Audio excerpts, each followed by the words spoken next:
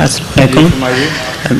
اگر نماز میں سجدہ کے دوران آدمی جیسے آپ نے خطبہ میں فرمایا کہ محو ہو سکتا ہے اللہ تعالیٰ کی حمد میں, اگر جیسے میرے سے اکثر ہو جاتا ہے کہ سائنٹیفک نقطہ نگاہ سے بھی میں بعض دفعہ ادھر سوچنے لگتا ہوں, تو نماز پہ سائنٹیفک نقطہ نگاہ سے بھی بعض دفعہ یونیورس یا کسی طرف نکل جاتا ہوں نماز میں, تو اس پہ نماز سے کوئی اثر تو نہیں پڑتا ہے؟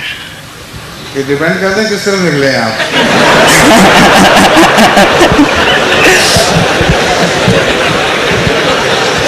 مثلا خدا کی طرف سے نکلنے پہ کوئی فرق نہیں پڑتا. ٹھیک ہے, اگر دنیا کی طرف نکل گئے ہیں تو پھر تو فرق پڑے گا.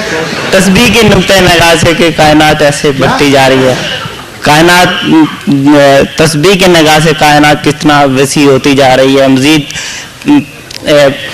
مینٹل پکچر کے حساب سے خدا کی طرف دماغ نکلتا ہے تو کوئی حرج نہیں ہے, محفوظ ہے, اس طرح نہ نکلنے دیا گیا ہے.